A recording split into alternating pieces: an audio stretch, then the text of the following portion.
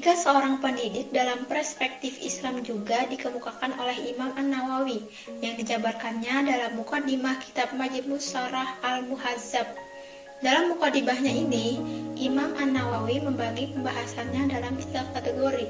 Pertama, menguraikan tentang etika seorang peserta didik ditinjau dari aspek kepribadiannya secara personal. Kedua, menguraikan tentang etika seorang peserta didik dalam berinteraksi dengan teman. Ketika menguraikan tentang etika seorang peserta didik dalam berinteraksi dengan pendidik atau guru.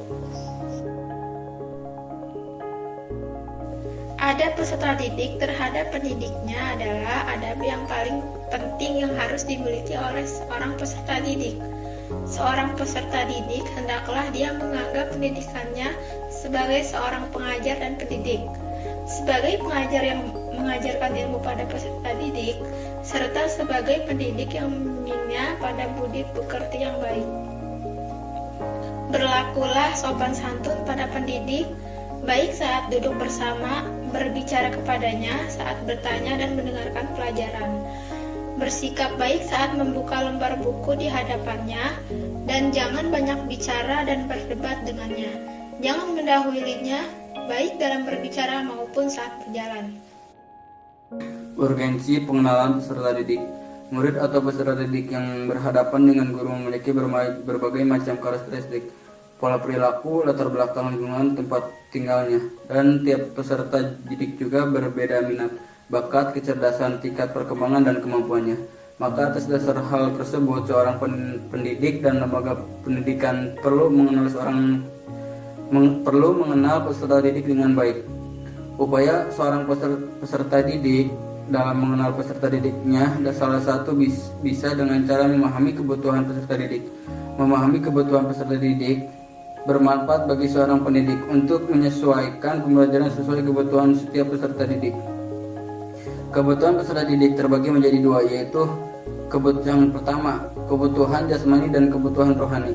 Pentingnya pengenalan suatu ilmu, terutama ilmu agama Islam, terhadap peserta didik dan merupakan tujuan pembelajaran itu sendiri, yaitu agar mereka dididik berhasil dalam proses pembelajar. Upaya pembinaan peserta didik dalam pendidikan Islam berlangsung pada 3 lingkungan pendidikan, yaitu lingkungan keluarga, lingkungan sekolah, dan lingkungan masyarakat. Karakteristik peserta didik. 1. Karakteristik peserta didik berdasarkan tingkat usia. Ditinjau dari segi usia, peserta didik dibagi menjadi 5 tahapan, yang masing-masing tahapan memiliki ciri khasnya masing-masing. Kelima tahapan ini adalah tahap asuhan, usia 0 sampai 2 tahun atau neonatus, tahap jasmani usia 2 sampai 12 tahun, tahap psikologis usia 12 sampai 20 tahun, tahap dewasa 20 sampai 30 tahun, tahap bijaksana 30 sampai akhir hayat. 2. Karakteristik peserta didik berdasarkan teori fitrah. Di dalam Al-Qur'an, Allah Subhanahu wa taala berfirman, yang artinya, maka hadapkanlah wajahmu kepada agama dengan seluruh-seluruhnya sesuai dengan kecenderungan aslinya atau fitrahnya. Itulah fitrah dari Allah, yang Allah menciptakan manusia atas fitrah itu. Tidak ada perubahan pada fitrah Allah, itulah agama yang lurus. Namun kebanyakan manusia tidak mengetahuinya. Quran Surat Ar-Rum ayat 30. Selanjutnya dalam hadis